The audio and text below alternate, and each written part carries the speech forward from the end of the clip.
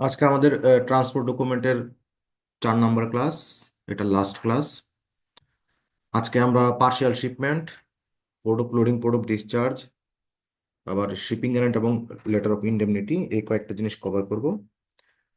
বরাবর article 12, chapter 12 এবং 14 আর 20 তে গিয়ে আমরা শিপিং ডকুমেন্ট এবং লেটার অফ ইনডেমনিটি, যে চ্যাপ্টার 20.14 যেটা আছে ওইটুকুই শুধু আমরা কভার করব। No, partial shipment.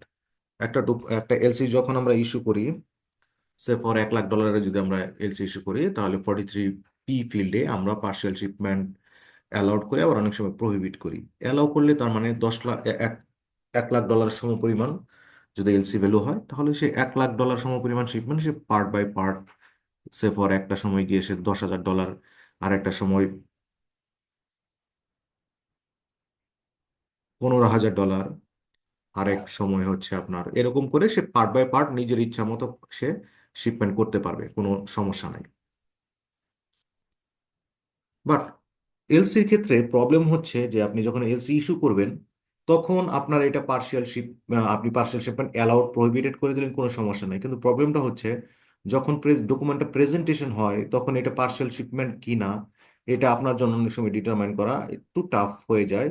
ধরেন আপনার যদি ফুল ভ্যালু শিপমেন্ট হয় টলারেন্সের ভিতরে, তাহলে ফুল শিপমেন্ট হয়ে গেল, তার মানে পার্শিয়াল শিপমেন্ট হয় না, এটা আপনি ধরে নিলেন আর কি, বাই ডিফল্ট। কিন্তু প্রবলেমটা হচ্ছে, ধরেন আপনার এই ক্ষেত্রে যদি ফুল শিপমেন্টও হয়, যদি ট্রান্সপোর্ট ডকুমেন্ট একের অধিক প্রেজেন্ট হয়, তাহলে অনেক সময় আপনার কাছে মনে হতে পারে যে 2টা বা 3টা ট্রান্সপোর্ট ডকুমেন্ট ইস্যু হয়েছে, তার মানে পার্শিয়াল শিপমেন্ট হয়েছে। বাট অনেক ক্ষেত্রে এটা পার্শিয়াল শিপমেন্ট না, ইসিপি বলছে যে এটা ফুল শিপমেন্ট, এটা পার্শিয়াল শিপমেন্ট না। আবার অনেক ক্ষেত্রে ধরেন আপনার একের অধিক ট্রান্সপোর্ট ডকুমেন্ট ইস্যু হবে, বা একটাই ট্রান্সপোর্ট ডকুমেন্ট ইস্যু হলো, এই ট্রান্সপোর্ট ডকুমেন্টে আপনার 2-3টা শিপমেন্ট ডেট থাকতে পারে। এখন বার্নিং কোশ্চেন হচ্ছে যে আপনি কোনটাকে শিপমেন্ট ডেট হিসেবে ধরবেন, এবং লেটেস্ট ডেট অফ প্রেজেন্টেশনটা আপনি ক্যালকুলেট করার সময় কোন শিপমেন্ট ডেটটাকে ধরে আপনি ক্যালকুলেট করবেন। ধরেন আপনি এলসি তে বলেছেন 15 days from the date of bill of lading, এরকম আপনি বলেছেন, যে লাস্ট ডেট অফ প্রেজেন্টেশনের কথা বলছেন, প্রেজেন্টেশন পিরিয়ডে। তাহলে যে আপনি 15 দিন হিসাব করবেন, তাহলে এটা যেহেতু আপনার ট্রান্সপোর্ট ডকুমেন্টে একের অধিক শিপমেন্ট ডেট আছে, তাহলে কোন ডেটটাকে ধরে আপনি আলটিমেটলি লেটেস্ট ডেট অফ প্রেজেন্টেশনটা আপনি ক্যালকুলেট করবেন। তো আজকে আমরা এইটাই ডিসকাস করব, যে আলটিমেটলি আমার প্রেজেন্টেশন পিরিয়ড যদি আমি ক্যালকুলেট করতে যাই, তাহলে একের অধিক শিপমেন্টের যদি থাকে, তাহলে কোনটা ধরে আমরা প্রেজেন্টেশন পিরিয়ডটা আমরা হিসাব করব। একই সাথে ট্রান্সপোর্ট ডকুমেন্ট ডেকে আমরা এইটাও চেক করব যে পার্সেল শিপমেন্ট হয়েছে কি হয়নি। নর্মালি সব ট্রান্সপোর্ট ডকুমেন্টের ক্ষেত্রেই পার্সেল শিপমেন্ট আইডেন্টিফিকেশনের ক্ষেত্রে rules are the same, accept courier receipt, post receipt আর সার্টিফিকেট অফ পোস্টিং, এগুলা ছাড়া সব ডকুমেন্টের ক্ষেত্রে রিকোয়ারমেন্ট গুলো সেম। নাও এখন দেখেন প্রবলেমটা কোন জায়গায় হয়, আমরা 2-একটা প্রবলেম দেখে দেন আমরা ইয়েতে ঢুকবো। একটা এলসি আপনি ইস্যু করেছেন, একটা সিঙ্গেল প্রেজেন্টেশন হয়েছে আন্ডার ওয়ান কভার শিডিউল, একটা কভার শিডিউলের এগেনস্টে একটা প্রেজেন্টেশন হয়েছে। এখানে 2টা ট্রান্সপোর্ট ডকুমেন্ট প্রেজেন্ট হয়েছে। 2টা ট্রান্সপোর্ট ডকুমেন্ট প্রেজেন্ট হয়েছে, আপনি দেখতেছেন যে 2টা ট্রান্সপোর্ট ডকুমেন্ট যেহেতু প্রেজেন্ট হয়েছে, তাহলে এটা পার্শিয়াল শিপমেন্ট হয়েছে কি হয় নাই, এটা আপনাকে এইটা আপনাকে জাস্টিফাই করতে হবে। এইটা গেল ফার্স্ট রিকোয়ারমেন্ট। সেকেন্ড রিকোয়ারমেন্ট হচ্ছে এখানে 2টা শিপমেন্ট ডেট আছে। এখন কোনটা ধরে আপনি, যে 15 days from the date of shipment আপনি বলছেন, এটা আপনি কোন ডেট ধরে আপনি ক্যালকুলেট করবেন। তো এইটার আদার্স টার্মস এন্ড কন্ডিশনের উপর বেস করে ইউসিপি বলছে যে 1-3-2025 থেকে 15 দিন হিসাব করে দেন আমার হচ্ছে গিয়ে লেটেস্ট ডেট অফ প্রেজেন্টেশনটা ক্যালকুলেট হবে। 7 দিন হবে না, কেন হবে না এটা আমরা পরে দেখবো। আরেকটা আপনি এলসি ইস্যু করেছেন পার্সেল শিপমেন্ট প্রহিবিট করে, এখানেও 2টা ট্রান্সপোর্ট ডকুমেন্ট প্রেজেন্ট হয়েছে আন্ডার সিঙ্গেল কভারিং শিডিউলের আন্ডারে প্রেজেন্টেশন হয়েছে, এখানেও 2টা শিপমেন্ট ডেট আছে। তো এখন কোনটা ধরে আপনি latest date of presentation calculate করবেন। এখানে আবার বলতেছে 7 দিন, আগেরটাতে দেখলাম 1 দিন ধরে আপনি 15 দিন অ্যাড করে দেন লেটেস্ট ডেট অফ প্রেজেন্টেশনটা আপনি বের করবেন। আবার এখানে এসে বলতেছে 7 দিন থেকে আপনি 15 দিন হিসেব করে ক্যালকুলেট করবেন, কেন এটা, এটাও আমরা জাস্টিফাই করব। আবার দেখেন আপনার একটা সিঙ্গেল বিল অফ লেডিং প্রেজেন্টেশন হয়েছে একটা প্রেজেন্টেশনের ক্ষেত্রে, তো এইখানে আবার 2টা আপনার শিপড অন বোর্ড ডেট আছে। যেহেতু দুইটা পোর্ট অফ লোডিং থেকে শিপমেন্ট হয়েছে, এই জন্য দুইটা অন বোর্ড নোটেশন আছে এখানে, পোর্ট ক্ল্যাং এর জন্য একটা, পোর্ট শিপের জন্য একটা। তো এই ক্ষেত্রে আপনি কোন ডেটটাকে আপনি শিপমেন্ট ডেট হিসেবে ধরবেন, এবং কোন ডেটের সাথে অ্যাড করে আপনি 15 দিন অ্যাড করে আপনার লেটেস্ট ডেট অফ প্রেজেন্টেশনটা আপনি হিসাব করবেন। এখানে বলছে 7 দিন থেকে আপনি ধরবেন। আবার ধরেন এখানে same bill of lading LC terms and কন্ডিশনের ভিতরে আপনার পার্সিয়াল শিপমেন্ট অ্যালাউ করা আছে। এইখানে আবার বলতেছে আপনার 1 দিন থেকে ধরে আপনি 15 দিন হিসেব করে আপনি লেটেস্ট ডেট অফ প্রেজেন্টেশনটা হিসেব করে আপনি দেখবেন যে প্রেজেন্টেশন পিরিয়ডের ভিতরে ডকুমেন্টটা প্রেজেন্টেশন করেছে কিনা। তাহলে আপনি এখানে দেখতে পাচ্ছেন যে এক একটা ইয়ের ক্ষেত্রে, প্রেজেন্টেশনের ক্ষেত্রে এক একভাবে আমরা শিপমেন্ট ডেটটাকে ডিটারমাইন করতেছি, এবং কি আমরা প্রেজেন্টেশন পিরিয়ডটা ক্যালকুলেট করতেছি। এটা কেন এরকম প্রবলেমটা হচ্ছে, এবং কি ইউসিপি 600 আমাদেরকে কিভাবে, কোন রুলসগুলো ফলো করে কিভাবে আমাদেরকে এইটা ডিটারমাইন করার জন্য বলতেছে। তো আমরা ওইভাবেই এখন আমরা ইউসিপিতে যাচ্ছি। তো এখন পার্সিয়াল শিপমেন্ট যখন আপনি এক্সের ডকুমেন্ট চেক করবেন, চেক করার সময় আপনার কয়েকটা ইস্যু আছে। একটা হচ্ছে আপনার চেক করতে হবে যে এলসিতে পার্সিয়াল শিপমেন্ট অ্যালাউড না প্রহিবিটেড, আর ট্রান্সপোর্ট ডকুমেন্ট আপনার পার্সিয়াল শিপমেন্ট ইন্ডিকেট করছে কিনা। আবার ধরেন আপনার একের অধিক ট্রান্সপোর্ট ডকুমেন্ট আছে, শিপমেন্ট ডেটও একের অধিক আছে, তাহলে কোন ডেটের সাথে আপনি অ্যাড করে লেটেস্ট ডেট অফ প্রেজেন্টেশনটা হিসাব করবেন। আবার একটা মাত্র ট্রান্সপোর্ট ডকুমেন্ট আছে কিন্তু একের অধিক শিপমেন্ট ডেট আছে, তাহলে কোনটা ধরে আপনি লেটেস্ট ডেট অফ প্রেজেন্টেশনটা ক্যালকুলেট করবেন। Now article 13 specifically deals with partial shipment. তো আর্টিকেল 13 এর ফার্স্ট প্যারাটাতে বলছে যে partial drawings or shipments are allowed যদি ক্রেডিটে কোনো প্রহিবিট করা না থাকে, by default partial shipment allowed. এখন 31-এর বি কি বলছে, a presentation consisting of more than one set of transfer document, অর্থাৎ একটা কভার লেটারের আন্ডারে অথবা একটা কভার শিডিউলের আন্ডারে একটা প্রেজেন্টেশন হয়েছে, কিন্তু ওইখানে ট্রান্সপোর্ট ডকুমেন্ট আছে একের অধিক, more than one transport document আছে। যখন এইরকম প্রেজেন্টেশন হচ্ছে এবং transport documents evidencing shipment commencing on the same means of conveyance for the same journey provided they indicate the same destination, অর্থাৎ আপনি দুইটা ট্রান্সপোর্ট ডকুমেন্ট প্রেজেন্টেশন হয়েছে একটা কভারিং শিডিউলের আন্ডারে, আপনি চেক করে দেখলেন যে means of conveyance same, journey same, destination same, তার মানে এটা পার্সিয়াল শিপমেন্ট না। It will not be regarded as covering a partial shipment, even if they indicate different dates of shipment or different port of loading, place of taking in charge or dispatch.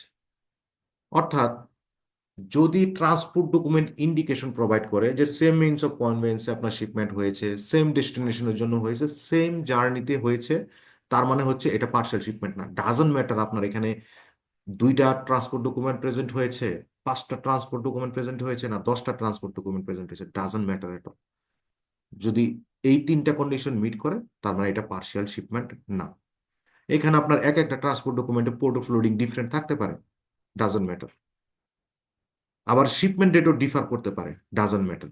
But যে তিনটা condition বললাম এই তিনটা condition fulfil করতে হবে। এই তিনটা condition যদি ফুলফিল করে তাহলে it's not a partial shipment.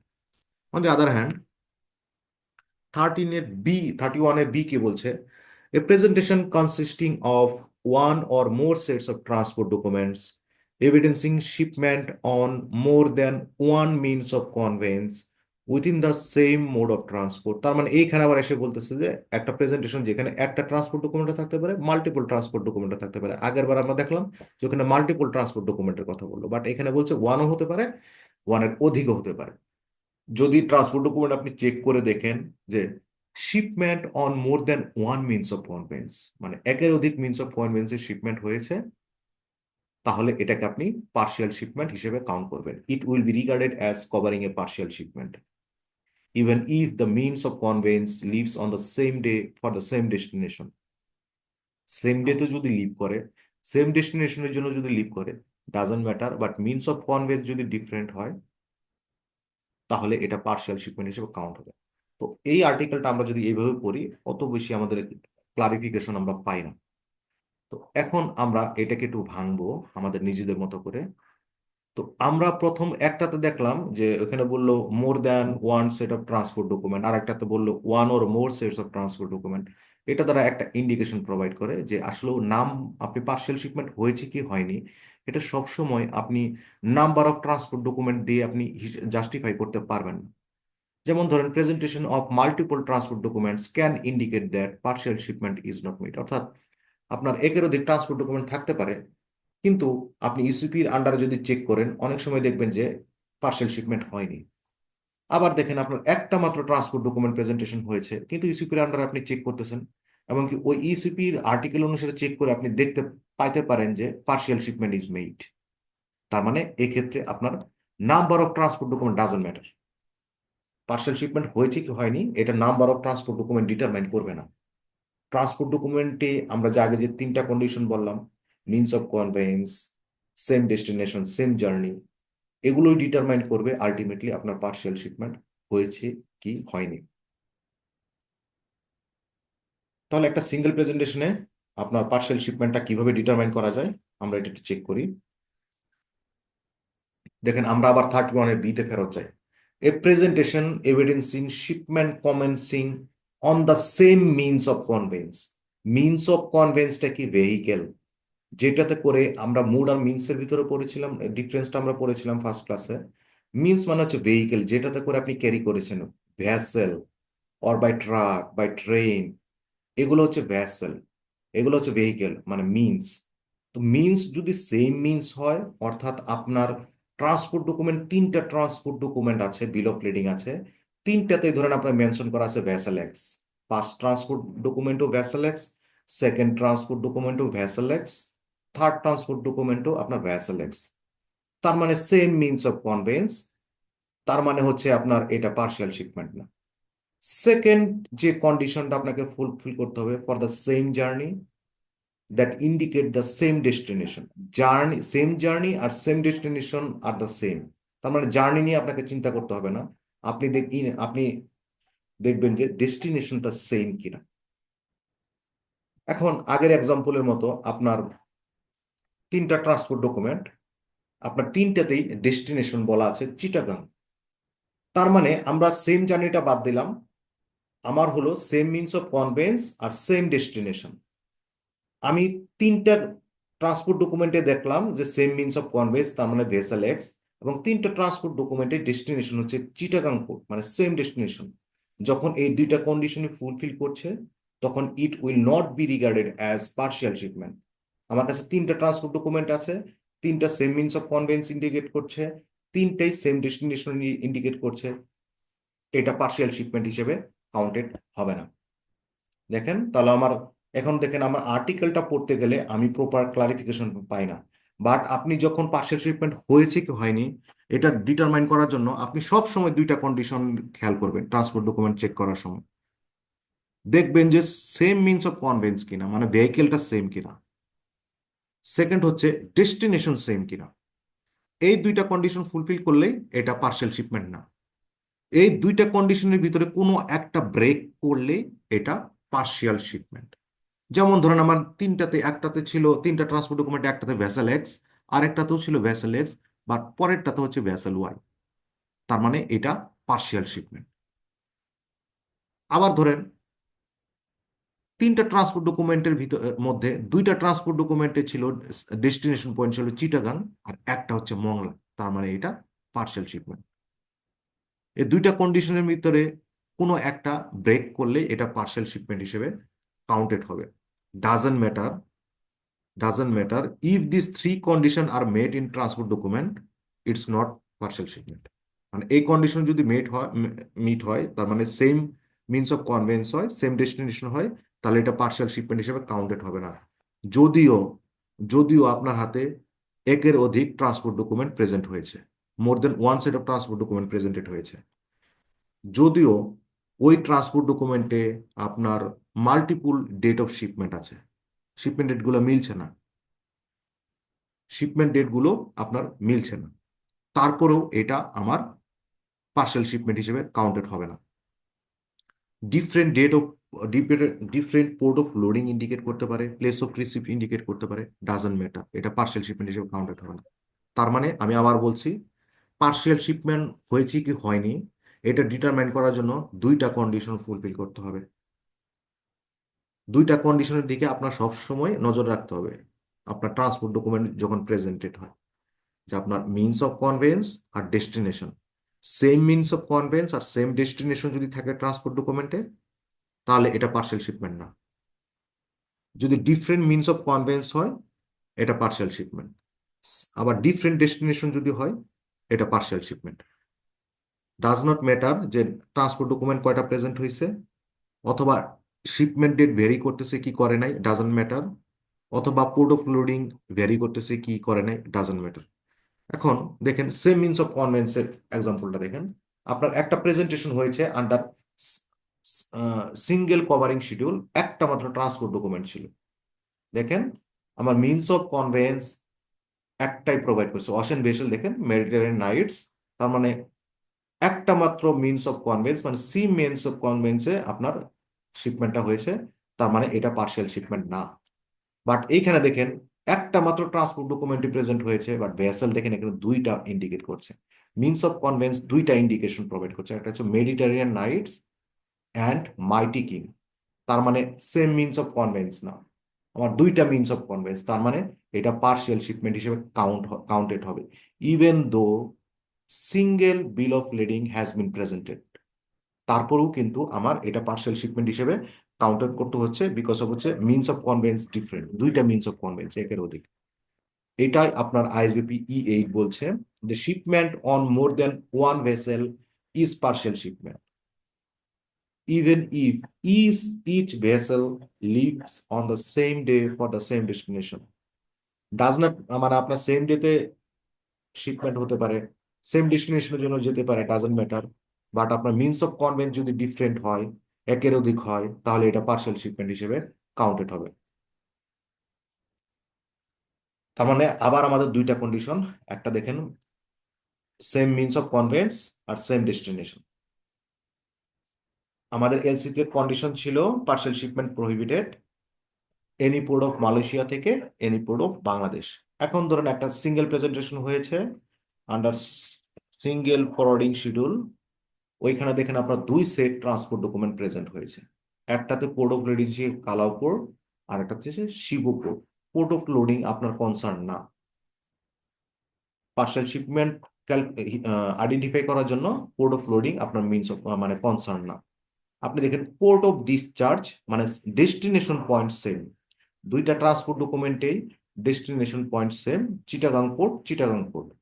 আবার দুইটা ট্রান্সপোর্ট ডকুমেন্টেই ভ্যাসেল নেম সেম, তার মানে মিনস অফ কনভেন্সও same, Mighty King Mighty king.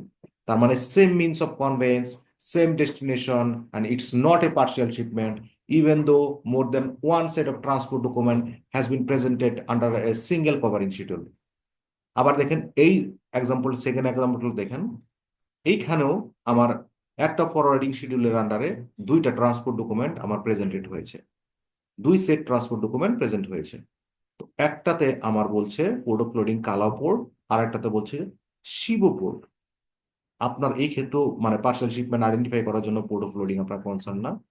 Port of discharge মানে ডেস্টিনেশন পয়েন্ট যখন আপনি হিসাব করতে যাচ্ছেন, তখন আপনি দেখতে পাচ্ছেন যে একটা বিল অফ লেডিং এর ডেস্টিনেশন পয়েন্ট হচ্ছে চিটাগাং, আরেকটা বিল অফ লিডিং এ আপনার ডেস্টিনেশন পয়েন্ট হচ্ছে মংলা। তার মানে ডিফারেন্ট ডেস্টিনেশন শো করতেছে, সেম ডেস্টিনেশন শো করতেছে না, সেম জার্নি এখানে কিন্তু শো করতেছে না, মানে ডিফারেন্ট জার্নি শো করতেছে। যদিও ভ্যাসেল নেম সেম, মানে মিনস অফ কনভেন্সটা same, Mighty King Mighty King, but যেহেতু ডেস্টিনেশনটা ডিফারেন্ট, এটাকে পার্সিয়াল শিপমেন্ট হিসেবে আপনাকে কাউন্ট করতে হবে। যদি ক্রেডিটে পার্সিয়াল শিপমেন্ট প্রহিবিটেড থাকে, এই যে প্রহিবিটেড, তার মানে এটা এটা ডিসক্রিপেন্সি, কিন্তু আগেরটা কিন্তু ডিসক্রিপেন্সি না। এবার আসেন থার্ড এক্সাম্পলে। থার্ড এক্সাম্পলে এই ক্ষেত্রেও দুই সেট ট্রান্সপোর্ট ডকুমেন্ট প্রেজেন্ট হয়েছে, আমাদের কনসার্ন হচ্ছে গিয়ে সেম ডেস্টিনেশন আর সেম মিনস অফ কনভেন্স। দেখেন এখানে ডেস্টিনেশনটা সেম, ফার্স্ট ট্রান্সপোর্ট ডকুমেন্টও আমার চিটাগাং পোর্ট ছিল, সেকেন্ড ট্রান্সপোর্ট ডকুমেন্টও হচ্ছে চিটাগাং পোর্ট অফ ডিসচার্জ মানে ডেস্টিনেশন, বাট দেখেন ভ্যাসেল নেম মানে মিনস অফ কনভেন্সে গিয়ে এক এক সেট ট্রান্সপোর্ট ডকুমেন্টে বলছে মাইটি কিং ভ্যাসেল নেম, আর সেকেন্ড সেট অফ ট্রান্সপোর্ট ডকুমেন্টে বলছে অসেন এক্স। তার মানে আমার মিনস অফ কনভেন্স ডিফারেন্ট। এটা হচ্ছে তাহলে আমার পার্সিয়াল শিপমেন্ট।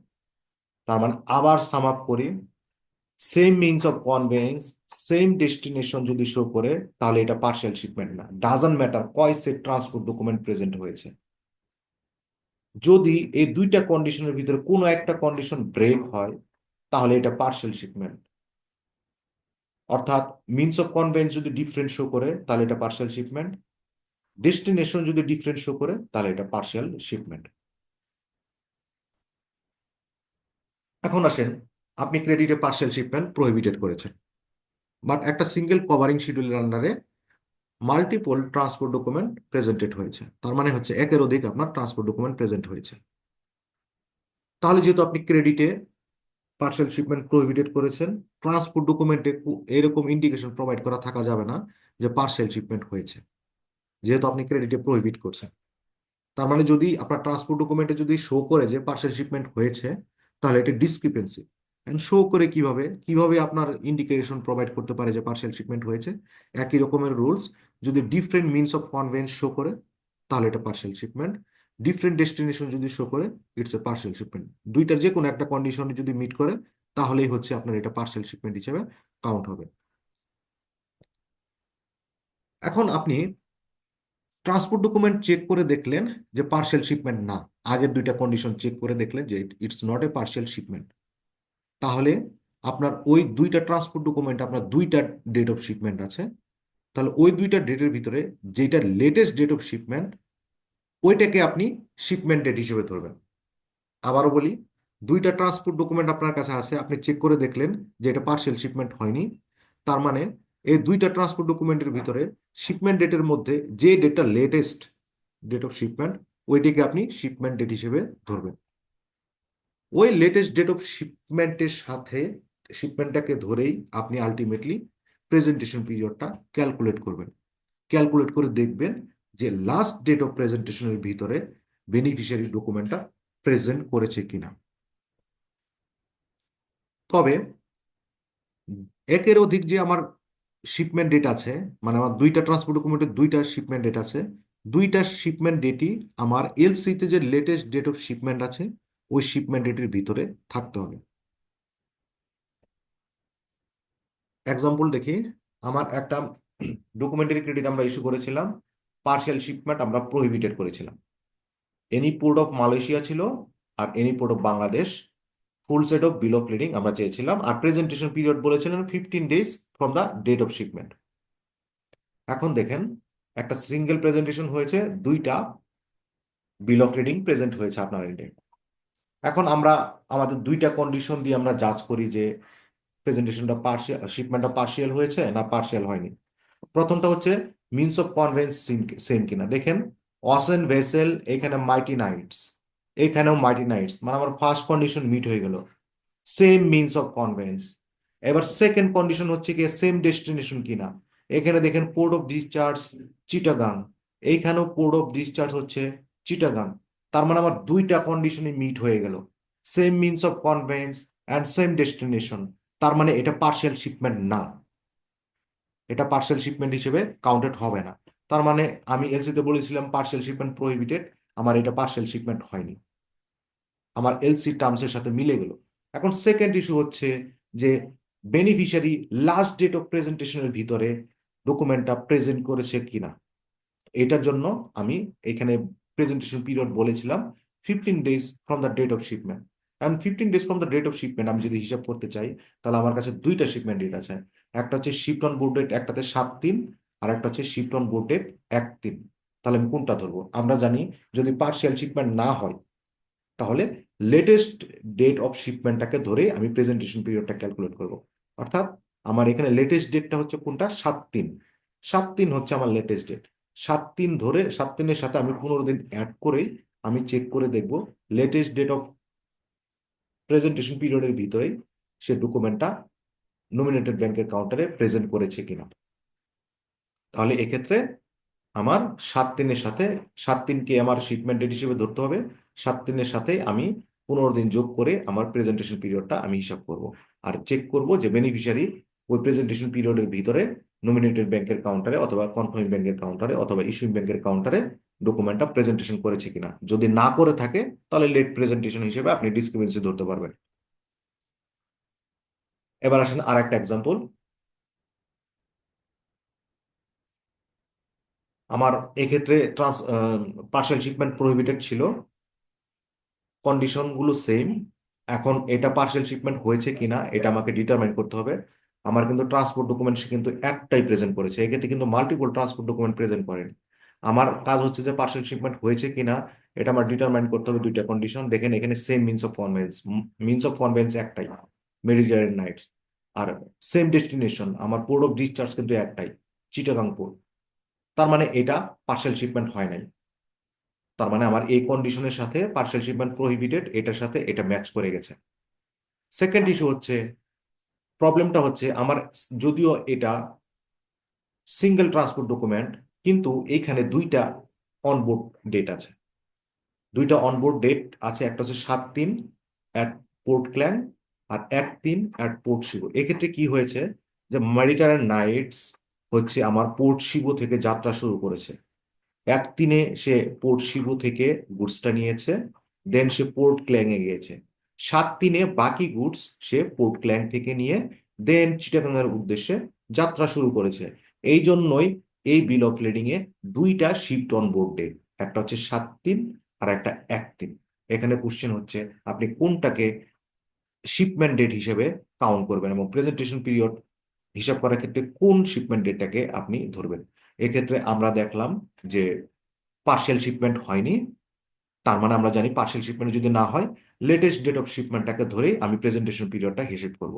তার মানে 7/3কে আমি ধরবো, 7/3কে ধরে আমি আলটিমেটলি আমার প্রেজেন্টেশন পিরিয়ডটা আমি ক্যালকুলেট করবো। 7/3-এর সাথে 15 দিন যোগ করে আমি দেখব যে যে লেটেস্ট ডেটটা আসে, লেটেস্ট ডেট অফ প্রেজেন্টেশনটা আসে, ওই প্রেজেন্টেশনের ভিতরে বেনিফিশিয়ারি ডকুমেন্টগুলো প্রেজেন্টেশন করেছে কিনা। যদি না করে থাকে তাহলে লেট প্রেজেন্টেশন। যখন আপনার ক্রেডিটে পার্সেল শিপমেন্ট যদি অ্যালাউ করে তাহলে কি হবে? আমরা আগে দেখলাম, এক্সাম্পল গুলো দেখলাম যে পার্সেল শিপমেন্ট প্রহিবিটেড। বাট যখন ক্রেডিট পার্সেল শিপমেন্ট অ্যালাউ করে এবং মাল্টিপল ট্রান্সপোর্ট ডকুমেন্ট যখন প্রেজেন্টেশন হয়, তখন আপনার প্রথম যেটা জাজমেন্ট করতে হবে আগের মতোই যে পার্সেল শিপমেন্ট হয়েছে কি হয়নি। যদি পার্সেল শিপমেন্ট না হয় তাহলে আগের মতোই আমরা লেটেস্ট ডেট অফ শিপমেন্ট ধরে আমি প্রেজেন্টেশন পিরিয়ডটা হিসাব করব। বাট যদি পার্সেল শিপমেন্ট হয়, আপনার কাছে দুইটা ট্রান্সপোর্ট ডকুমেন্ট আছে, আপনি চেক করে দেখলেন যে different means of convince show করছে অথবা ডিফারেন্ট ডেস্টিনেশন পয়েন্ট শো করছে, তার মানে এটা পার্সেল শিপমেন্ট। যদি এরকম হয়, তাহলে যদি পার্সেল শিপমেন্ট হয় আপনি চেক করে দেখেন, তাহলে আর্লিয়েস্ট যে ডেটটা আছে, শিপমেন্ট ডেটটা আছে, ওইটাকে আপনার শিপমেন্ট ডেট হিসেবে ধরতে হবে। আগের ক্ষেত্রে আমরা দেখেছিলাম যে পার্সেল শিপমেন্ট যদি না হয় তাহলে লেটেস্ট ডেটটাকে শিপমেন্ট ডেট ধরতে হবে। বাট পার্সেল শিপমেন্ট যদি হয় তাহলে এই ক্ষেত্রে আপনার আর্লিয়েস্ট ডেট অফ শিপমেন্টটাকে আপনার শিপমেন্ট ডেট হিসেবে ইউজ করতে হবে এবং এই আর্লিয়েস্ট ডেটটাকে ধরেই আপনার লেটেস্ট ডেট অফ প্রেজেন্টেশন পিরিয়ডটা আপনার ক্যালকুলেট করতে হবে। বাট যদিও আপনি আর্লিয়েস্ট ডেটটা ধরছেন প্রেজেন্টেশন পিরিয়ডটাকে ক্যালকুলেট করার জন্য অথবা আর্লিয়েস্ট ডেটটাকে আপনি শিপমেন্ট ডেট হিসেবে ধরতেছেন, কিন্তু অন্য যত শিপমেন্ট ডেট মেনশন করা আছে আদার্স ট্রান্সপোর্ট ডকুমেন্টে, সবগুলাই আমার এলসিতে যে লেটেস্ট ডেট অফ শিপমেন্ট আমরা বলেছি ওই শিপমেন্ট ডেটের ভিতরেই হতে হবে। যদি ওই শিপমেন্ট ডেটের পরে হয় তাহলে লেট শিপমেন্ট হিসেবে আপনি ডিসক্রিপেন্সি ধরতে পারবেন। দেখেন, এলসি আমরা ইস্যু করেছি, আগের ক্ষেত্রে প্রহিবিটেড ছিল বাট এইখানে আপনি অ্যালাউ করেছেন। কন্ডিশন, আদার্স কন্ডিশন গুলো সেম। একটা সিঙ্গেল প্রেজেন্টেশন হয়েছে, দুইটা ট্রান্সপোর্ট ডকুমেন্ট প্রেজেন্টেশন হয়েছে, তার মানে কি প্রথম আমাকে ডিটারমাইন করতে হবে যে পার্সেল শিপমেন্ট হয়েছে কি হয়নি, সেম মিনস অফ কনভেন্স কিনা। এক্ষেত্রে দেখেন, ফার্স্ট দেখেন সেম ডেস্টিনেশন কিনা, port of discharge same, Chittagong port Chittagong port. But means of convince কিন্তু ডিফারেন্ট। অসেন ভেসেল একটাতে মেডিটেরিয়ান নাইটস আর একটাতে হচ্ছে মাইটি কিং, তার মানে পার্সেল শিপমেন্ট আপনি ধরে ফেললেন, কারণ মিনস অফ কনভেন্স ডিফারেন্ট। এখানে দুইটা ডেট আছে, আমরা জানি মিনস অফ কনভেন্স যদি ডিফারেন্ট হয় তাহলে এই ক্ষেত্রে আমার আর্লিয়েস্ট যে ডেটটা আছে 1/3/2025 এটাকে আমি শিপমেন্ট ডেট হিসেবে ধরবো। 1/3/2025কে আমি শিপমেন্ট ডেট হিসেবে ধরবো। 1/3/2025-এর সাথে আমি 15 দিন যোগ করব। যোগ করে লাস্ট ডেট অফ প্রেজেন্টেশনটা বের করব। বের করার পরে আমি চেক করে দেখবো যে ওই লাস্ট ডেট অফ প্রেজেন্টেশনের ভিতরে বেনিফিশিয়ারি নমিনেটেড ব্যাংকের কাউন্টারে ডকুমেন্টটা প্রেজেন্টেশন করেছে কিনা। যদি না করে থাকে তাহলে এটা লেট প্রেজেন্টেশন হিসেবে কাউন্ট হবে। তবে এক্ষেত্রে দেখেন, আমি যদিও 1/3/2025-কে শিপমেন্ট ডেট হিসেবে ধরছি, কিন্তু আমার আরেকটা জিনিস খেয়াল রাখতে হবে। এই যে আমি এলসিতে লেটেস্ট ডেট অফ শিপমেন্ট 7/3/2025 বলতেছি, আদার্স যত শিপমেন্ট ডেট আছে এগুলো 7/3/2025-এর ভিতরে কিনা দেখেন। আমার অন্য আর একটা যে শিপমেন্ট ডেট আছে 7/3/2025, এইটাও 7/3/2025-এর ভিতরে। আর 1/3/2025 যেটা আছে এইটাও 7/3/2025-এর ভিতরে, মানে 7/3/2025-কে ক্রস করেনি। এক্ষেত্রে যদি কোনো একটা ডেট যদি 7 দিনের না হয়ে যদি আপনার এখানে যদি 10 দিন হতো তাহলে কিন্তু লেট শিপমেন্ট হিসেবে কাউন্ট হতো।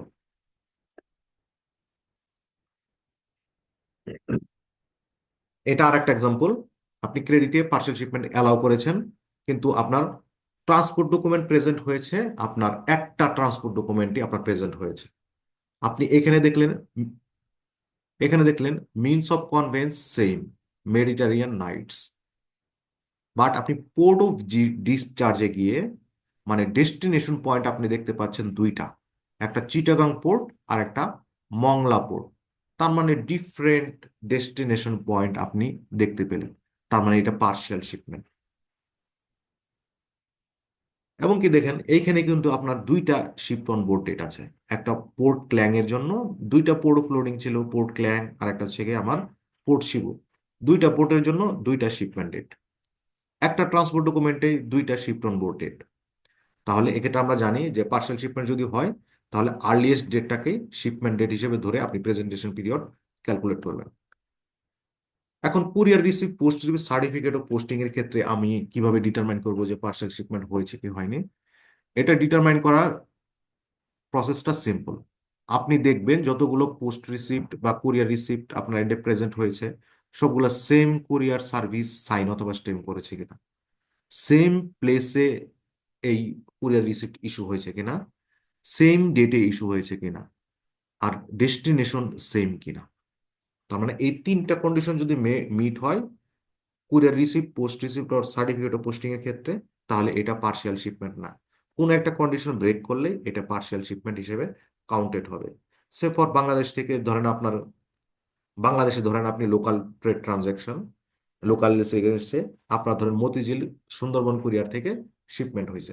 এই ক্ষেত্রে ধরেন আপনার মতিঝিল সুন্দরবনে যে কুরিয়ার সার্ভিস আছে ওইখান থেকে আপনার তিনটা কুরিয়ার রিসিপ্ট ইস্যু হয়েছে। তার মানে হচ্ছে সেম কুরিয়ার সার্ভিস আপনার ট্রান্সপোর্ট ডকুমেন্টগুলো ইস্যু করছে, সেম ডেটে ইস্যু করছে, ডেটও সেম, শিপমেন্ট ডেটও সেম, এবং কি আপনার সেম প্লেসে মানে মতিঝিল থেকে ইস্যু হয়েছে। আবার ডেস্টিনেশনও শো করতেছে সেম, ধরেন সে ফর চিটাগাং। তিনটা কুরিয়ার রিসিপ্টে আপনার ডেস্টিনেশন চিটাগাং। তার মানে হচ্ছে এই তিনটা কন্ডিশনে মিট হলো, এটা পার্শিয়াল শিপমেন্ট হিসেবে কাউন্টেড হবে না। এখন আরেকটা, এটা গেলো আমার পার্শিয়াল শিপমেন্টের হিসাবটা। সেকেন্ড হচ্ছে আপনার শিপমেন্ট টু অ্যান্ড ফ্রম, আমার জার্নিটাকে আমরা ইন্ডিকেট করি 44 ফিল্ডে গিয়ে আমরা এলসিতে, যে এনি পোর্ট অফ সিঙ্গাপুর, আবার পোর্ট অফ ডিসচার্জে গিয়ে বলি এনি পোর্ট অফ বাংলাদেশ, এরকম আমরা বলি 44 ফিল্ডে আমরা এই ইন্ডিকেশনটা, জার্নির ইন্ডিকেশনটা প্রোভাইড করি। তাহলে এই যখন আমরা এইভাবে এই ফিল্ডগুলো ফিল আপ করি তাহলে ট্রান্সপোর্ট ডকুমেন্টে কিভাবে থাকতে হবে আর কিভাবে থাকলে এটা ডিসক্রিপেন্সি হিসেবে কাউন্ট হবে এটা আমরা একটু দেখব। এখন দেখেন bill of lading, non negotiable sea waybill, charter party bill of lading, multimodal transport ডকুমেন্টের ক্ষেত্রে এই জার্নির ক্লজগুলো সেম। তাহলে আমরা বিল অফ লেডিং এ ফোকাস করব বোঝার জন্য। এক্ষেত্রে দেখেন আর্টিকেল 20 এ বলছে কি, a bill of lading however named must appear to indicate shipment from the port of loading to the port of discharge stated in the credit. মানে ক্রেডিটে যে পোর্ট অফ লোডিং থেকে পোর্ট অফ ডিসচার্জ পর্যন্ত ship জার্নির কথা বলা আছে, bill of lading এও সেম ইন্ডিকেশনটাই আপনার থাকতে হবে। ডিফারেন্ট ওয়েতে থাকলে হবে না, ডিফারেন্ট ওয়েতে থাকলে এটা ডিসক্রিমিনেন্সি হিসেবে কাউন্ট হবে। কিরকম, আমি ক্রেডিটে বলেছি স্পেসিফিক পোর্টের কথা বলেছি, port of loading port ক্ল্যাং, port of discharge বলেছে আমি চিটাগাং পোর্ট। দেখেন আমার বিল অফ লোডিং ইস্যু হয়েছে, আমি পোর্ট অফ লোডিং এর ঘরে গেলাম, আমার কনসার্ন হচ্ছে পোর্ট অফ লোডিং আর port of discharge. Place of receipt আছে কি নাই এটা আমার দেখার দরকার নেই। পোর্ট অফ লোডিং আমার পোর্ট ক্ল্যাং দেওয়া আছে, port of discharge Chittagong port দেওয়া আছে, চিটাগাং এর নাম দেওয়া আছে, তার মানে কমপ্লাই করে গেল আর্টিকেল 20 সাথে। এখন দেখেন অনেক সময় কি হয়, পোর্ট অফ লোডিং এর সাথে আমার কান্ট্রি নেম থাকে, তাহলে কান্ট্রি নেম থাকলে কি আমার বিল অফ লেডিং এ কান্ট্রি নেমটা থাকতে হবে কিনা? এক্ষেত্রে আপনার কান্ট্রি নেম থাকাটা জরুরি না, না থাকলেও চলবে, জাস্ট পোর্টের নামটা থাকলেই হবে, কান্ট্রি নেম থাকার দরকার নাই। জিওগ্রাফিক্যাল এরিয়া আমরা অনেক সময় কান্ট্রি বলি না, আমরা অনেক সময় বলি যে পোর্ট অফ লোডিং হচ্ছে এনি ইউরোপিয়ান পোর্ট, এরকম আমরা বলি পোর্ট অফ লোডিং এর ক্ষেত্রে। তাহলে এক্ষেত্রে কি হবে, এক্ষেত্রে সে জিওগ্রাফিক্যাল এরিয়া বললে হবে না, বিল of loading a specific port of loading এর নাম বলতে হবে। যেমন আমরা এখানে বললো রোটারডাম, সে স্পেসিফিক্যালি বলে দিচ্ছে যে রোটারডাম থেকে শিপমেন্ট হয়েছে, কিন্তু এই রোটারডামটা হচ্ছে আমার যে জিওগ্রাফিক্যাল এরিয়ার কথা বলছি ওইটার ভিতরে থাকতে হবে, যেমন এনি ইউরোপিয়ান পোর্ট, তার মানে আমার এখানে ইউরোপিয়ান পোর্টের স্পেসিফিক নাম মেনশন করে দিয়েছে, তার মানে কমপ্লাই করে গেল। এক্ষেত্রে আপনার আরেকটা কন্ডিশন হচ্ছে যে আমি জিওগ্রাফিক্যাল এরিয়া না বলে আমি রেঞ্জ অফ পোর্ট বলে দিতে পারি, 3-4টা পোর্টের নাম বলে দিতে পারি, আমি বলে দিতে পারি Hamburg or Rotterdam or Antwerp port, আমরা এরকম বলে দিতে পারি এলসিতে। বাট বিল অফ লেডিং যখন প্রেজেন্ট হবে, অ্যাকচুয়াল পোর্ট অফ শিপমেন্টটা, পোর্ট অফ লোডিং এর নামটা বলতে হবে এখানে, যেই পোর্ট থেকে শিপমেন্টটা হয়েছে। জিওগ্রাফিক্যাল এরিয়ার কথা মেনশন করার দরকার নাই এখানে, রোটারডামের পরে এখানে আবার বলা দরকার নাই ইউরোপিয়ান পোর্ট বা এনি ইউরোপিয়ান পোর্ট, এই কথাটা মেনশন করার দরকার নাই। এখন দেখেন আপনার, আমি বলেছি রেঞ্জ বলে দিয়েছি বা জিওগ্রাফিক্যাল এরিয়ার কথা বলে দিয়েছি যে any European port port of loading এর ক্ষেত্রে, কিন্তু সে দুইটা পোর্ট অফ লোডিং এর নাম বলেছে, যে শিপমেন্ট হয়েছে রটারডাম থেকে এবং হামবার্গ থেকে আমার শিপমেন্ট হয়েছে। যদি এরকম একের অধিক পোর্ট অফ লোডিং এর নাম মেনশন করা থাকে বিল অফ লোডিং এ, তাহলে অবশ্যই অবশ্যই প্রত্যেকটা পোর্টের জন্য আলাদা অনবোর্ড ডেট থাকতে হবে বিল অফ লোডিং এ। যেমন রটারডামের জন্য একটা অনবোর্ড ডেট থাকতে হবে, হামবুর্গের জন্য আর একটা অনবোর্ড ডেট থাকতে হবে। এটাই এখানে বলা আছে আপনার আইএসবিপি তে E6 এ। তাহলে দেখেন এইটাও কিন্তু ইন্টারেস্টিং, দেখেন আমার আমার এই বিল অফ লেডিংটা ধরেও কিন্তু আমার একটা জাজমেন্টের ইস্যু আছে যে এটা পার্সিয়াল শিপমেন্ট হয়েছে কি হয়নি, কারণ দুইটা পোর্ট অফ লোডিং আপনার কাছে মনে হতে পারে যে দুইটা পোর্ট অফ লোডিং তার মানে পার্সিয়াল শিপমেন্ট, কিন্তু আলটিমেটলি দেখেন আমার same means of conveyance, Mighty Warrior হচ্ছে কি একটা মাত্র ভ্যাসেল মিনস অফ কনভেন্স, আর ডেস্টিনেশন পয়েন্ট হচ্ছে একটাই চিটাগাং পোর্ট। তার মানে আমার দুইটা কন্ডিশনে মিট করে গেল, এটা পার্সিয়াল শিপমেন্ট না, তার মানে লেটেস্ট ডেট অফ শিপমেন্টটাকে আমি প্রেজেন্টেশন পিরিয়ড ক্যালকুলেট করার জন্য ইউজ করব, 5/3/2025কে আমি প্রেজেন্টেশন পিরিয়ডটা ক্যালকুলেট করার জন্য ইউজ করব। এখন আসেন port of discharge. Chittagong port আমার এলসিতে যে পোর্টের কথা বলা আছে সেই পোর্ট অফ ডিসচার্জের কথাই আমার এখানে বলতে হবে, ক্রেডিটে যেটা আছে সেটাই আমাকে মেনশন করতে হবে বিল অফ রেটিং এ। সেকেন্ড হচ্ছে সেকেন্ড হচ্ছে প্রবলেমটা হচ্ছে ধরেন আপনার, আপনি পোর্ট অফ ডিসচার্জ বলেছেন চিটাগাং পোর্ট, বাট দেখেন এখানে প্রেজেন্টেড বিল অফ রিডিং এ পোর্ট অফ ডিসচার্জ গড়টা ফাঁকা, রাদার আপনার পোর্ট অফ ডিসচার্জ মানে চিটাগাং পোর্টের নাম আমার মেনশন করা আছে প্লেস অফ ফাইনাল ডেস্টিনেশনে। তাহলে এই ক্ষেত্রে কি হবে, আমার পোর্ট অফ ডিসচার্জ ঘর তো ফাঁকা, কিন্তু আমার পোর্ট অফ ডিসচার্জ তো মেনশন করতে হবে আমার আর্টিকেল 20 অনুসারে।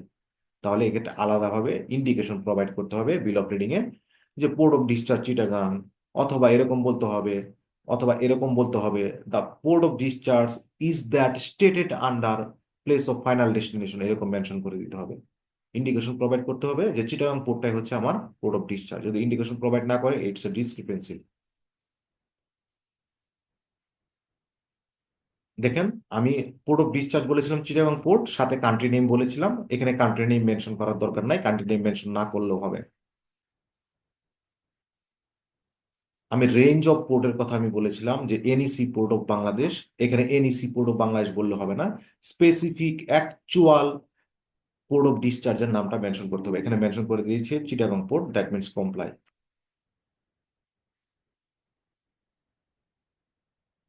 কিন্তু এই ক্ষেত্রে কিন্তু আমরা যেমন দেখলাম যে আপনার জিওগ্রাফিক্যাল এরিয়া বা রেঞ্জ অফ পোর্টের কথা যদি আমি পোর্ট অফ ডিসচার্জে বলি, তাহলে অ্যাকচুয়াল পোর্ট অফ ডিসচার্জের নামটা মেনশন করতে হবে। কিন্তু প্রবলেমটা হচ্ছে charter party bill of leading এর ক্ষেত্রে, দেখেন আমরা একটা এলসি ইস্যু করেছিলাম। এলসিতে আমরা বলেছি এনইসি পোর্ট অফ বাংলাদেশ, এবং আমরা চেয়েছিলাম full full set of charter party bill of lading. Charter party bill of lading presented হয়েছে। এই ক্ষেত্রে কিন্তু charter party bill of lading এ অ্যাকচুয়াল পোর্ট অফ ডিসচার্জের কথা মেনশন করার দরকার নাই। এক্ষেত্রে জাস্ট জিওগ্রাফিক্যাল এরিয়ার নামটা মেনশন করলেও কমপ্লাই করবে। NEC port of Bangladesh mention করলেও হবে শুধুমাত্র চার্টার পার্টি বিল অফ লেডিং এর ক্ষেত্রে। এক্ষেত্রে কিন্তু আপনার অ্যাকচুয়াল পোর্টের নাম মেনশন করার দরকার নাই, তবে মেনশন করতেও পারে, করলে এটা ডিসক্রিপেন্সি হিসেবে কাউন্ট হবে না। মাল্টিমোডাল ট্রান্সপোর্ট ডকুমেন্টের ক্ষেত্রে রুলস গুলো সেম। জাস্ট একটা জিনিস দেখার জন্য আমরা একটু দেখে রাখি, সেটা হচ্ছে এলসিতে যে রাউটিং এর কথা বলা থাকবে অতটুকু ইনফরমেশন মাল্টিমোডাল ট্রান্সপোর্ট ডকুমেন্টে থাকতে হবে। যেমন আমার পোর্ট ক্ল্যাং এর কথা বলা আছে পোর্ট লোডিং হিসেবে, port of loading A port ক্ল্যাং এর নাম থাকতে হবে। পোর্ট অফ ডিসচার্জ হিসেবে চিটাগাং পোর্ট বলা আছে, চিটাগাং পোর্টে এখানে বলা থাকতে হবে।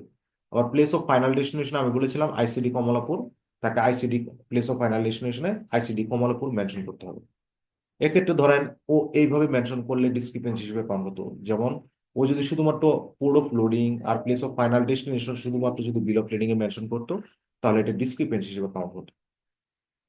আবার ধরেন আমার এলসিতে যদি 44-এর এ, ই, এফ, বি চারটা ফিল্ডই ফুলফিল করা থাকতো, তাহলে চারটা প্লেসের নামই আমার কম্বাইন্ড বা মাল্টিমোডাল ট্রান্সপোর্ট ডকুমেন্টে ইন্ডিকেশন প্রোভাইড থাকতে হতো। যদি কোনোটাতে মিস, কোনো একটা প্লেসের নাম মিস থাকতো, তাহলে এটা ডিসক্রিমিনেশন হিসেবে কাউন্ট হতো আর কি।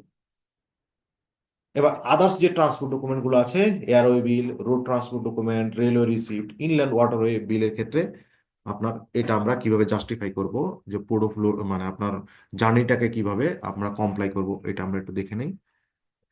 স্টার্টিং পয়েন্ট, এয়ারওয়ে বিলের ক্ষেত্রে airway bill must indicate the airport of departure as stated in the credit. ক্রেডিটে যে এয়ারপোর্ট অফ ডিপারচারের কথা বলা আছে ওইটাই আপনার এয়ারওয়ে বিলে মেনশন থাকতে হবে। আর আদার্স যেগুলো আছে, road transport document, inland waterway transport document, rail transport document, এগুলার ক্ষেত্রে আপনার এলসিতে যে প্লেস অফ শিপমেন্টের কথা বলা আছে এক্স্যাক্টলি ওই শিপমেন্ট, ওই প্লেসের নামই আপনার এই রোড ট্রান্সপোর্ট ডকুমেন্ট অথবা inland waterway transport document, rail transport ডকুমেন্টের ক্ষেত্রেও এটা মেনশন করতে হবে। যেমন এগুলার ক্ষেত্রেও আদার্স যে রুলস গুলো আছে, যেমন কান্ট্রি নেম মেনশন করতে হবে না, এগুলোর ক্ষেত্রেও এটা সেম, যে কান্ট্রি নেম মেনশন করার দরকার নাই। অথবা যদি আপনি বলেন এনি প্লেস অফ বাংলাদেশ যদি বলেন, তাহলে এক্সাক্ট যে প্লেসটা আছে, যে ঢাকা থেকে যদি শিপমেন্ট হয় তাহলে আপনি ঢাকার নামটা মেনশন করতে হবে, any place of Bangladesh mention করলে হবে না। মানে এই রুলস গুলো আমার বিল অফ লিডিং রুলস এর মতোই। ডেস্টিনেশন এয়ারওয়ে বিলের ক্ষেত্রেও এলসিতে যে এয়ারপোর্ট অফ ডিপার্চারের কথা বলা আছে ওটার কথাই আপনার এয়ারওয়ে বিলে মেনশন করা থাকতে হবে। যদি রেঞ্জ অফ পোর্ট বলা থাকে, পোর্ট অফ এয়ারপোর্ট অফ ডিপার্চারের কথা বলা থাকে, তাহলে যে অ্যাকচুয়াল যে এয়ারপোর্ট অফ ডিপার্চার যেটা ওইটাকে আমার এয়ারওয়ে বিলে মেনশন থাকতে হবে। আর road, inland waterway transport document আর রেল ট্রান্সপোর্ট ডকুমেন্টের ক্ষেত্রে আপনার এলসিতে যে প্লেস অফ ডেস্টিনেশনের কথা বলা আছে এক্স্যাক্টলি সেম প্লেস অফ ডেস্টিনেশনের কথা ট্রান্সপোর্ট ডকুমেন্টে ইন্ডিকেশন থাকতে হবে। বাট এয়ার ট্রান্সপোর্ট ডকুমেন্টের ক্ষেত্রে দেখেন, এইটা ইন্টারেস্টিং, যে আমার যে এয়ারপোর্ট অফ ডিপার্চার এবং এয়ারপোর্ট অফ ডেস্টিনেশন যেটা আছে এটা আয়াটা কোড দিয়ে ইন্ডিকেশন প্রোভাইড করা থাকতে পারে। নর্মালি এয়ারপোর্ট অফ ডিপার্চার মানে এয়ারপোর্ট গুলো 3 লেটার আয়াটা কোড দিয়ে আইডেন্টিফাই করা থাকে। তো এই ক্ষেত্রে দেখেন আমার এলসিতে আমি বলেছিলাম লস অ্যাঞ্জেলেস, বাট এয়ারওয়ে বিলের ক্ষেত্রে সে লস অ্যাঞ্জেলেস মেনশন না করে জাস্ট ল্যাক্স, LAX মেনশন করেছে। এটা কমপ্লাই করে ফেলবে। আবার আমি ঢাকা এয়ারপোর্টের কথা বলেছিলাম এয়ার ট্রান্সপোর্ট ডকুমেন্টে, সে ঢাকা না বলে just 3 letters IATA code DAC mention করে দিয়েছে, তার মানে এটা কমপ্লাই করে গেল। তার মানে আয়াটা কোড কিন্তু ইউজ করা যাবে for airport of departure, and airport of destination, এটা ক্ষেত্রে ইউজ করা যাবে। কিন্তু এর আগে গত ক্লাসে কিন্তু আমরা দেখেছিলাম যে এয়ারক্রাফটের নামের ক্ষেত্রে কিন্তু আয়াটা কোড ইউজ করে ইন্ডিকেশন প্রোভাইড করা যাবে না। যদি করে তাহলে এই ক্ষেত্রে কিন্তু আপনার ডিসক্রিপেন্সি হিসেবে কাউন্ট হবে। অর্থাৎ কেরিয়ারের নেই আয়াটা কোড দিয়ে আইডেন্টিফাই করা যাবে না, বাট এয়ারপোর্টের নাম আয়াটা কোড দিয়ে আইডেন্টিফাই করা যাবে। এটুকু গেল আমার হচ্ছে ট্রান্সপোর্ট ডকুমেন্টের মেইন পার্টটুকু আমরা কমপ্লিট করলাম। এখন জাস্ট আদার্স কিছু ইস্যু যেগুলো ট্রান্সপোর্ট ডকুমেন্টের সাথে ডিরেক্টলি রিলেটেড না, বাট সামহাউ রিলেটেড, যেমন আমার shipping guarantee, indemnity, letter of indemnity, এগুলো সামহাউ আমার ট্রান্সপোর্ট ডকুমেন্টের সাথে রিলেটেড। এটা আমার চ্যাপ্টার 20, স্পেসিফিক কোনো ইউসিপি আর্টিকেলের আন্ডারে এগুলো পরিচালিত হয় না। তাহলে দেখেন, নর্মালি কি হয়, যখন শিপমেন্টটা আগেই হয়ে যায়, যে পোর্ট অফ ডিসচার্জের আগেই গুডস চলে আসে, কিন্তু ইস্যুইং ব্যাংকের কাউন্টারে অরিজিনাল ট্রান্সপোর্ট ডকুমেন্ট বা অরিজিনাল শিপিং ডকুমেন্ট আসে না, অথবা আপনি ইন্ডিয়া থেকে যখন বাই রোডে গুডস নিয়ে আসেন, তখন দেখা যায় যে আপনি যেদিন এলসি ইস্যু করেছেন তার পরের দিনই ইন্ডিয়া থেকে শিপমেন্ট হয়ে গিয়েছে, তার মানে বেনাপোল পোর্টে অলরেডি গুডস চলে এসেছে, তখন তো অ্যাপ্লিকেন্টকে গুডস রিলিজ করতে হবে। কিন্তু ইস্যুইং ব্যাংকের কাউন্টারে কিন্তু অরিজিনাল ডকুমেন্ট নাই। তাহলে এক্ষেত্রে নর্মালি গুডস রিলিজ করে শিপিং গ্যারান্টি অথবা ইনডেমনিটির মাধ্যমে গুডস রিলিজ করে, এটা ইস্যুইং ব্যাংক একটা নর্মালি একটা শিপিং ইনডেমনিটি বা শিপিং গ্যারান্টি প্রোভাইড করে। এর মাধ্যমে জাস্ট হচ্ছে আপনার কেরিয়ারকে ইন্ডিকেশন প্রোভাইড করে অথবা ইনফরমেশন প্রোভাইড করে যে অ্যাপ্লিকেন্টকে ইস্যুইং ব্যাংক অথরিটি প্রোভাইড করছে যে তার পক্ষ থেকে অ্যাপ্লিকেন্ট গুডসটা রিলিজ করে নিতে পারবে কেরিয়ারের কাছ থেকে। আর এর সাথে যদি মানে যদিও অরিজিনাল ট্রান্সপোর্ট ডকুমেন্ট নাই, তারপরেও ইস্যুইং ব্যাংক কেরিয়ারকে বলছে যে তুমি গুডসটা অ্যাপ্লিকেন্টের কাছে হ্যান্ড ওভার করে দাও। তো এরকম শিপিং গ্যারান্টি বা ইন্ডিমনিটির মাধ্যমে আপনার নর্মালি অথরাইজ করা হয় অ্যাপ্লিকেন্টকে যে গুডসটা রিলিজ করে নেওয়ার জন্য কেরিয়ারের কাছ থেকে। বাট প্রবলেম হচ্ছে, অ্যাজ অ্যান ইস্যুইং ব্যাংক আপনি যখন শিপিং গ্যারান্টি প্রোভাইড করছেন, তার মানে কি আলটিমেটলি বেনিফিশিয়ারি গুডসটা শিপমেন্ট করছে কিসের আশায়, যে সে পেমেন্ট পাবে, এর আশায়।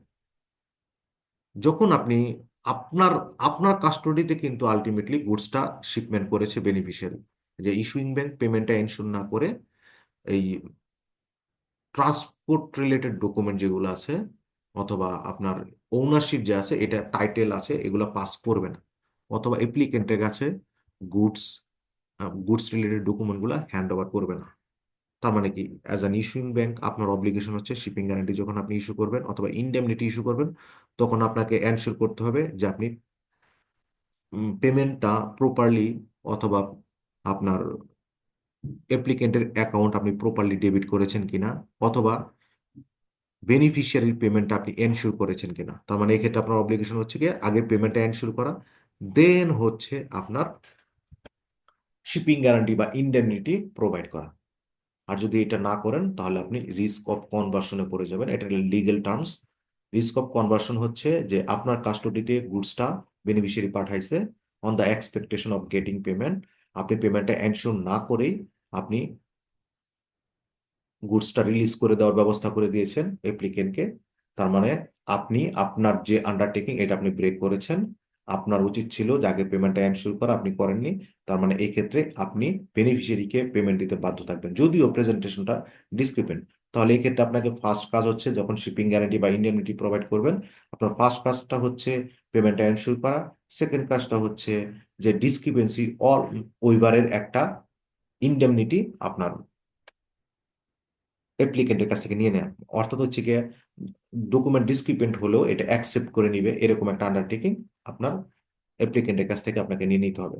তখন যখন অরিজিনাল ডকুমেন্ট ফাইনালি যখন প্রেজেন্টেশন হবে, আপনি জাস্ট পেমেন্টটা করে দিবেন। আপনি ডকুমেন্ট চেকও করতে যাবেন না যে ডকুমেন্টটা কমপ্লাইং না ডিসক্রিপেন্ট। এখন দেখেন, ইন্টারন্যাশনালি আমরা যদিও এটাকে শিপিং গ্যারান্টি বলি, বাট ইন্টারন্যাশনালি শিপিং গ্যারান্টি আর শিপিং ইনডেমনিটির ভিতরে একটু ডিফারেন্স আছে। ডিফারেন্সটা কিরকম? যেমন ধরেন, আমরা যখন শিপিং গ্যারান্টিটা ইস্যু করি আমাদের কাউন্টারের থেকে, কি করি, আমরা জাস্ট কপি ডকুমেন্টস গুলোকে সাইন করি, আর একটা এনওসি, একটা সিঙ্গেল লেটার হেডে আমরা একটা এনওসি প্রোভাইড করি, আমরা অ্যাপ্লিকেন্টকে অথরাইজ করে দেই যে গুডসটা ডেলিভারি নেওয়ার জন্য। এক্ষেত্রে কিন্তু অ্যাপ্লিকেন্টের কোনো সাইন থাকে না। যখন এরকম একটা এনওসির এগেনস্টে শুধুমাত্র দুইটা পার্টি ইনভলভ থাকে, মানে এক্ষেত্রে কিন্তু পার্টি দুইটা। যখন এইরকম একটা এনওসি আমরা ইস্যু করছি, তখন পার্টি হচ্ছে দুইটা, একটা হচ্ছে ইস্যুইং ব্যাংক, আর একটা হচ্ছে আমার কেরিয়ার কোম্পানি। দেখেন, তখন এটাকে বলা হয় ইনডেমনিটি। যখন দুইটা মাত্র পার্টি ইনভলভ থাকে একটা ট্রানজেকশনে, ওইটাকে বলা হয় ইনডেমনিটি। আবার যখন একটা ট্রানজেকশনের এগেনস্টে এরকম যখন অরিজিনাল ডকুমেন্ট নাই, বাট গুডস রিলিজ করার আপনি পারমিশন দিচ্ছেন। যখন একের অধিক পার্টি ইনভলভ থাকে ওইটাকে বলা হয় শিপিং গ্যারান্টি। তার মানে যখন শিপিং গ্যারান্টি হয় তখন পার্টি ইনভলভ থাকে মোরলেস তিনটা: প্রিন্সিপাল ক্রেডিটর, প্রিন্সিপাল ডেটর, আর হচ্ছে গ্যারান্টার। তিনটা পার্টি যখন ইনভলভ থাকে এটাকে আমরা শিপিং গ্যারান্টি বলি। আর যখন দুইটা পার্টি ইনভলভ থাকে ইন্টারন্যাশনালি এটাকে বলা হয় শিপিং ইনডেমনিটি। দুইটার পারপাসে কিন্তু সেম, গুডসটা রিলিজ করে নেওয়া। যদিও অরিজিনাল ট্রান্সপোর্ট ডকুমেন্ট নাই, গুডসটাকে রিলিজ করার জন্য, ফেসিলিটেট করার জন্য শিপিং গ্যারান্টিও ইস্যু করা হয়, ইনডেমনিটিও ইস্যু করা হয়। তো শিপিং গ্যারান্টি কোনটা? নর্মালি আমরা যেটাকে শিপিং গ্যারান্টি বলি ওইটা শিপিং গ্যারান্টি না। শিপিং গ্যারান্টি তাহলে কোনটা? নর্মালি দেখবেন যে কেরিয়ার কোম্পানি তার একটা প্রেসক্রাইবড ফর্মে একটা আপনার গ্যারান্টি প্রোভাইড করার জন্য একটা ফরম্যাট দেয়। এটার হেডিংও থাকে লেটার অফ ইনডেমনিটি। তো ওই ফরম্যাটটা নিয়েই আলটিমেটলি অ্যাপ্লিকেন্ট আপনাদের এন্ডে আসে। তার আগে অ্যাপ্লিকেন্ট নিজে একটা সিল সাইন প্রোভাইড করে, দেন ব্যাংক আবার ফার্দার একটা সিল সাইন প্রোভাইড করে। তার মানে এক্ষেত্রে কিন্তু পার্টি ইনভলভ, তিনটা party involve: career company, applicant এবং ইস্যুইং ব্যাংক। তাহলে যেহেতু তিনটা পার্টি ইনভলভ, আপনি এটাকে বলতেছেন শিপিং গ্যারান্টি। বাট আপনি যখন একটা লেটার হেডে আপনি যখন শুধুমাত্র এনওসি প্রোভাইড করছেন, যেটাতে শুধুমাত্র ইস্যুইং ব্যাংকের সিল সাইন আছে, অ্যাপ্লিকেন্টের কোনো সিল সাইন নাই, ওইটাকে বলা হয় শিপিং ইনডেমনিটি। নর্মালি আপনার শিপিং ইনডেমনিটি যখন কেরিয়ার কোম্পানি প্রোভাইড করে তার নিজের প্রেসক্রাইব ফরম্যাটে যখন প্রোভাইড করে, তখন এই জিনিসগুলো আপনার থাকে যে আপনার যে যারা ইনডেমনিটি প্রোভাইড করছে মানে গ্যারান্টি প্রোভাইড করছে, তখন the issuing bank will be liable to indemnify the carrier and hold it harmless, to provide funds to defend any action brought against the carrier, to pay on demand any freight charge due on the goods।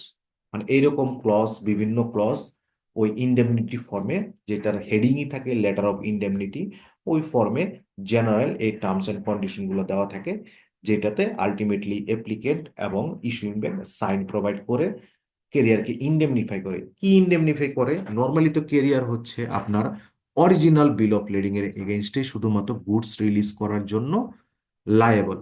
এখন যদি original bill of lading নাই, আপনি যখন original bill of লেডিং ছাড়া goods release করতে যাচ্ছেন, আপনারা জানেন যে অরিজিনাল বিল অফ লেডিংটা হচ্ছে একটা টাইটেল টু গুডস। তার মানে যার কাছে এই বিল অফ লেডিং এর টাইটেলটা থাকবে সে একটা অরিজিনাল বিল অফ লেডিং নিয়ে গেলেই সে গুডসটা রিলিজ করে নিয়ে যেতে পারবে।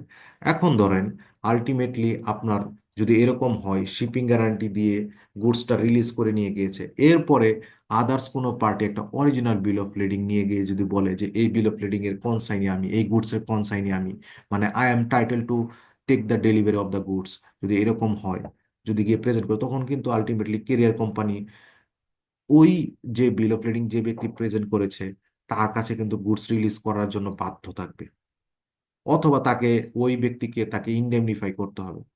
তাহলে এই ক্ষেত্রে কিন্তু অরিজিনাল বিল অফ লেডিং ছাড়া যখন গুডস রিলিজ করে দিচ্ছে, তখন কিন্তু কেরিয়ার কোম্পানির রিস্ক কিন্তু হিউজ।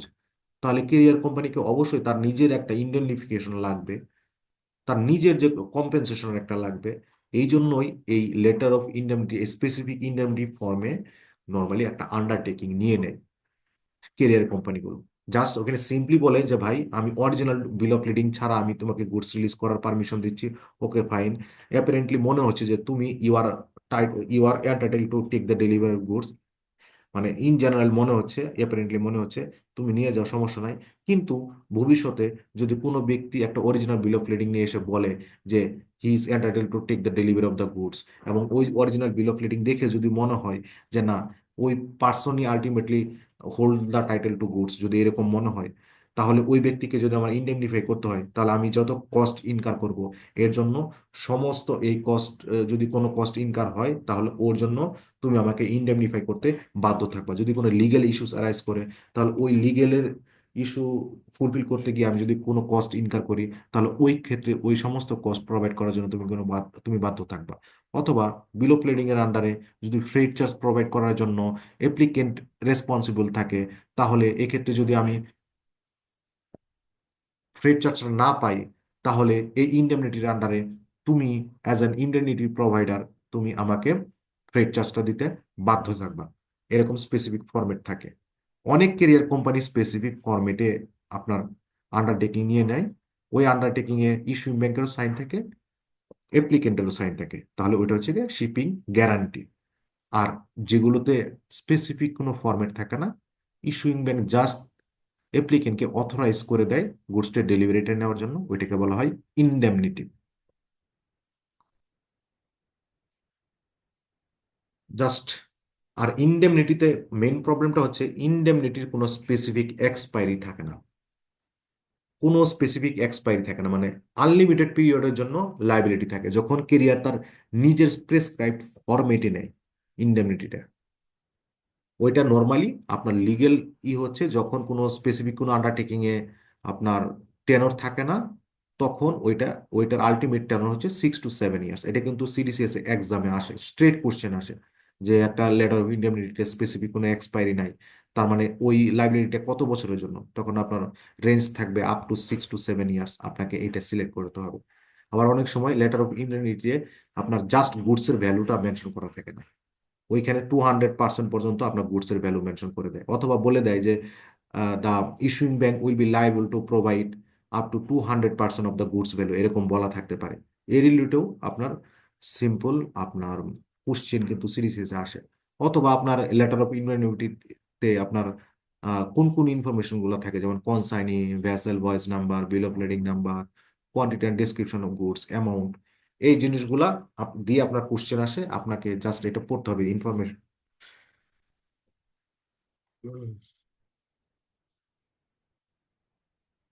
এয়ারওয়ে ট্রান্সপোর্টের ক্ষেত্রে যদি অরিজিনাল ট্রান্সপোর্ট না থাকে, ট্রান্সপোর্ট ডকুমেন্ট না থাকে, তাহলে ওইটার ক্ষেত্রে যেই ডকুমেন্টের মাধ্যমে গুডসটা রিলিজ করা হয়, যে তাকে বলা হয় এয়ারওয়ে রিলিজ, ওইটাকে বলা হয় জাস্ট এয়ারওয়ে রিলিজ। আর যখন আপনার আদার্স আদার্স যে ট্রান্সপোর্ট মোডগুলো আছে, আপনার সি বাদে এবং এয়ার ওয়ে বাদে আদার্স যে মোড আছে, যেগুলো যেমন বাই রোড, বাই রেল, এগুলোর ক্ষেত্রে যে এনওসিটা প্রোভাইড করা হয় ওইটাকে বলা হয় ডেলিভারি অর্ডার। এটা বলার পিছনে কারণ হচ্ছে আপনার এ রিলেটেড সিম্পল কোশ্চেন আসে যে একটা অরিজিনাল এয়ারওয়ে বিল প্রেজেন্ট করা হয়নি, এখন অ্যাপ্লিকেন্ট গুডসটা রিলিজ করতে চায়, তাহলে কিসের এগেনস্টে সে গুডসটা রিলিজ করতে পারবে? আপনাকে বলা থাকবে airway release, delivery order, indemnity, shipping guarantee, তখন আপনাকে সিলেক্ট করতে হবে এয়ারওয়ে রিলিজ। আর নর্মালি এয়ারওয়ে রিলিজের কন্টেন্ট গুলো কি থাকে এটা একটু মেমোরাইজ করে নিতে হবে, কারণ এই রিলেটেড স্ট্রেট কোশ্চেন আসে। এখন আসেন, আমরা এর আগে দেখলাম যে কেরিয়ারের কেরিয়ারের স্পেসিফিক যে আপনার ফরম্যাটে নেই, ওইটার হেডিং হচ্ছে লেটার অফ ইনডেমনিটি।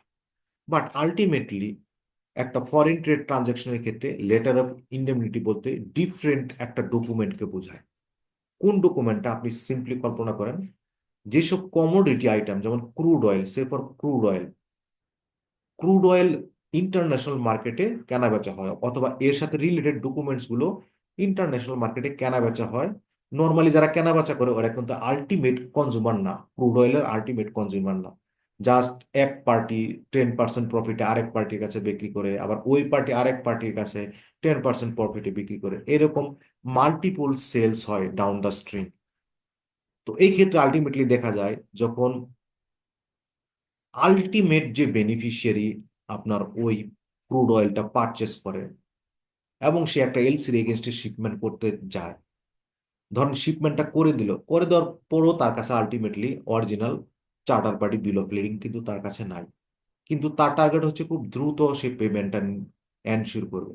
তাহলে এক্ষেত্রে কি করা হয়, আপনি একটা এলসি ইস্যু করলেন, ইস্যুতে আপনি জাস্ট চাইলেন যে full set of charter party bill of lading, আর 47 এতে একটা ক্লজ দিয়ে দিলেন, letter of indemnity is acceptable instead of charter party bill of lading। এবং কি আপনি এটাও বলে দিলেন but LOI must contain following condition, মানে এলওআই তে কি কি কন্ডিশন থাকতে হবে ওইটা আপনি বলে দিলেন। এবং আপনি এই কন্ডিশনটা বলে দিলেন, যখন original charter party bill of lading available হবে তখন অবশ্যই অবশ্যই ইস্যুইং ব্যাংকের কাউন্টারে original charter party bill of লেডিংটা প্রেজেন্ট করতে হবে। তখন এইরকম এলসি কন্ডিশন দিয়ে আপনি এলসি ইস্যু করলেন, তখন আলটিমেট বেনিফিশিয়ারি যিনি, তার কাছে কিন্তু তখন original charter party bill of lading নাই।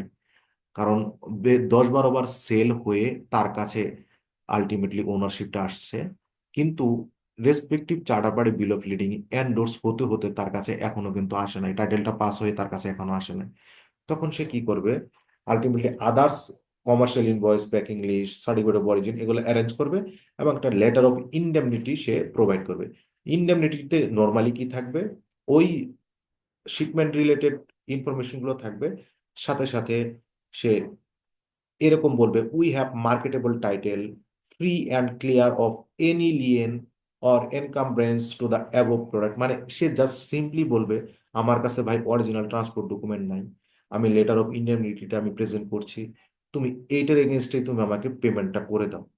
আমি তোমাকে এই আন্ডারটেকিংটা প্রোভাইড করছি, এই গুডসের এগেনস্টে গুড টাইটেল আছে আমার, মানে এর ওনারশিপ আমার আছে, এবং আমি তোমাকে আন্ডারটেকিং প্রোভাইড করছি, যখন original charter party bill of lading আসবে তখন আমি তোমার এন্ডে original charter party bill of লেডিংটা প্রেজেন্ট করব। এই লেটার অফ ইন্ডেমনিটির এগেনস্টে তুমি আমাকে পেমেন্ট করার পর যদি কোনো ধরনের কোনো অব্লিগেশন বা লিগেল বাইন্ডিংস ক্রিয়েট হয়, তাহলে এর জন্য আমি লাইবল থাকবো, তুমি লাইবল থাকবে না।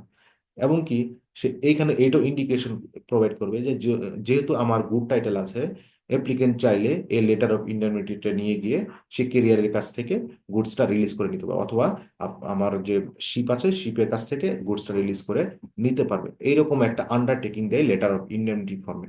তো এগুলো দিয়ে সে আলটিমেটলি ইস্যুইং ব্যাংকের কাউন্টারে ডকুমেন্টটা প্রেজেন্ট করে, আর এই আন্ডারটেকিং এর নামই হচ্ছে লেটার অফ ইন্ডেমনিটি। আমরা অনেক সময় কনফিউজড হয়ে যাই যে এই লেটার অফ ইন্ডেমনিটির সাথে কেরিয়ারের যে লেটার অফ ইন্ডেমনিটি টাইটেল থাকে ওইটাকে আমরা গুলায় ফেলি।